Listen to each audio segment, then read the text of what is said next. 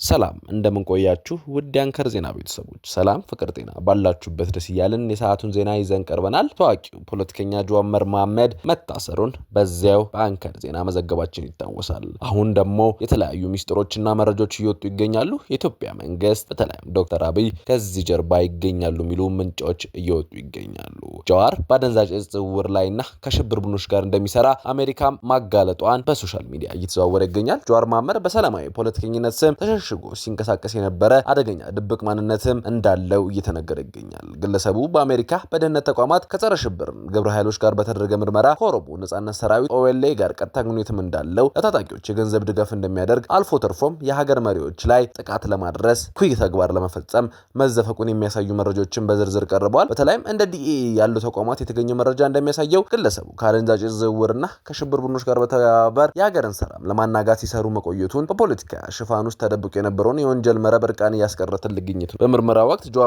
መሐመድ የሰጠው ኑዛዜ በኢትዮጵያ በቀጠናው ሰላም ላይ እየተሸረበ ያለው ደባ ቁልጭ አድርጎ የሚያሳይ ነው።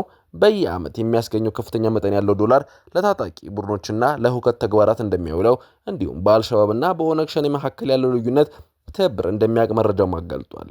ይህ መረጃ የጥፋት ኃይሎች እንዴት ተቀናጅተው ሀገር ለማፍረስ እንደሚሰሩ ማሳያ ነው። በመጨረሻም የራሱ ህልውና ለማዳን ሲል የትግል ጓዶቹን አሳልፎ ለመስጠት የሽብር ቡድን ወንጀል ለማጋለጥ ፈቃደኛ መሆኑን ቢገልጽም ከአሜሪካ ተባሮ በአምስተርዳም በስደት እንዲቀመጥ ተደርጓል። የሰሪያ ፖለቲካ ማብቂያ ላይ መድረሱን የክህደት መንገድ የትም እንደማይደርስ የሚያረጋግጥ አሳፋሪ ተግባር ነው ብዙዎች እያሉ ነው። ዶክተር አብይ ከዚህ ጀርባ ምንድነው ያለው? በዚህ ሰፈር ለእናንተ በሰፊው ይዘናል።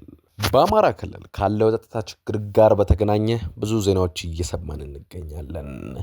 በተለያዩ ፖለቲካ ዋና ተቋማት በሰላም ድርድር ወደ መንግስት እጃቸውን እንዳስገቡ ይነገራል። አሁንም ቢሆን በዛ ያሉ የፋኖ ታጣቂዎችም እዛው እንደሚገኙ ይነገራል። ከዚህ ቀደም በአማራ ክልል ብሔራዊ ክልል መንግስትና አማራዊ ፋኖ ህዝባዊ ድርጅት አፋሕድ መካከል የዘላቂ ሰላም ስምምነት መፈረሙን ይታወሳል። ትላንት ደግሞ ስምምነቱ ለማድረግ የማስፈጸሚያ ስምምነትም ተፈርሟል። ስምምነቱ የአማራ ክልል ሰላም ጸጥታ ቢሮ ኃላፊ አቶ ሸቱ እና የአፋሕድ ወታደራዊ አስተዳደር መምሪያ ረዳት ኃላፊ ፕሮስተስ ኢየሱ ነው የተፈራረሙት። በስምምነቱ ፊርማ በስነ ስርዓቱ ላይ የሰላም ሚኒስተር አቶ መሐመድ ኢድሪስን ጨምሮ የመከላከያ አመራሮች፣ የአማራ ክልል አመራሮች የሰላም ጥሪ ተቀብለው የገቡ አካላትም ተገኝተው ነበር። በቅርብ ወደ ሰላም አማራጭ የገቡት የአፋሕድ ከፍተኛ አመራር ኮሎኔል ፋንታው ሙሃባ እንዲሁም ፕሮፌሰር እያሱ አባታ ተገኝተው ነበር።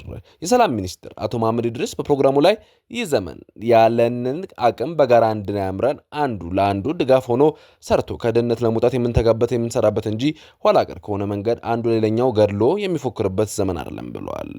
በመሞት የሚሟላ ወይም የሚሳካ የፖለቲካ ፍላጎትም የለም። አሸናፊ መሆን ከፈለግን ዓለም ለስልጡኖች በደረሰበት ሰላማዊ ፖለቲካ ትግል ውስጥ ሆነን ህዝባችንን ማልማት ለህዝባችን ለትውልዳችን የሚበጀውን መስራት እንጂ ቀጣዩ ትውልድ መማሪያ የሆነትን አቅም የሚሆን መሰረተ ልማት ማጥፋት እድሎችን ማጨናገፍ አይገባም ብለዋል። ህብረታችን መደመራችን ለልማት መሆን መቻል አለበት።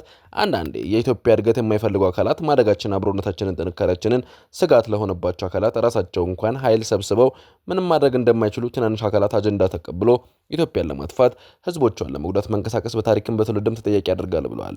ይህ የሰላም መንገድ ሌሎች በጫካ ውስጥ ያሉ ወገኖች ሊከተሉት የሚገባ አትራፊ መንገድ ነው ብለዋል። አቶ መሐመድ አሁን ላይ ሐሳቡን ወደ መድረክ ይዞ መጥቶ መነጋገርና ሐሳብ ማሸነፍ እየተሻለ ኋላ ቀር በሆነ መንገድ መሳሪያ አንግቦ የህዝብን እንቅስቃሴ መክታት ህዝቡ በየዕለቱ ከኑሮ ጋር የሚያደርገው ትግል እየገቱ መፈተን የሞራልም የህግም ታሪክም ያስጠይቃል ብለዋል። እኛ ወደ ጫካ ስንወጣ የተቆጠሩ ጥያቄዎችን ይዘን ህይወታችንን ለመስጠት ለህዝባችን ዋጋ ለመክፈል የወጣ ነው። ከዚህ በላይ ዋጋ ከፍለን ከመንግስት ጋር ሰላም ስምምነት ፈጽመናል ብለዋል። በብዙ መንገድ እንደ ሀገር እንደ ህዝብ የተነሱ ጥያቄዎችን መንግስት ማዳመጥ ካልቻለ ነፍጥ አንስተን መዋጋት አለብን ብለን ስንወጣ ጥያቄዎችን ቆርጠን ይዘን መንግስት ደግሞ ጥያቄያችሁ ምንድነው እስከሚል በጊዜ ድረስ ነው ውጊያ የሚያስፈልገው። ይህ ጉዞ ለ3 ዓመት ያህል ሄደናል ብለዋል። አሁን የቀጠናው ሁኔታ የዓለም ሁኔታ ተንትነን የሚሻለው መንገድ የትኛው ነው የሚለውን ረጅም ጊዜ ተወያይተን እኛ በፋኖ በኩል መንግስትም እንደ መንግስት የገመገመውን ያየውን ነገር ኖሮ ይህ የሰላም ስምምነት ለመፈራረም የማስፈጸሚያ ሰነዱንም ለመፈራረም ነው የበቃ ነው ብለዋል። ፕሮፌሰር ኢያሱ እንደተናገሩት ጥያቄያችንን ቆጥረን አስቀምጠናል። አፈጻጸሙ በተመለከተ መንግስት ካለፈው ሂደት ተምሮ ሁሉ ነገር ይፈጽማል ብለን እናምናለን። ለዛም ነው የፈረምነው ሲሉ ገልጸዋል። ቆጥረን ካስገባነው የውጭ ሌላ ጥያቄ የለም። ስለዚህ ሌሎችም እንደዚህ የሰላም መስመር ቢመጡ የተሻለ ነው ሲልም አክለዋል። እነሱ መንግስት የሚታገሉ ከሰይጣንም ጋር ቢሆን እንሰራለን ይላሉ። እኛ የአማራን ርስት ለማስጠበቅ ብሔራዊ ጥቅማችንን ለማስከበር የአማራን ሕዝብ ጥያቄ ለማስመለስ ከመንግስት ጋር በሰላም እንሰራለን ማለታችን ከባድ ውሳኔ ነበር፣ ግን ወስነናል ሲል ገልጸዋል።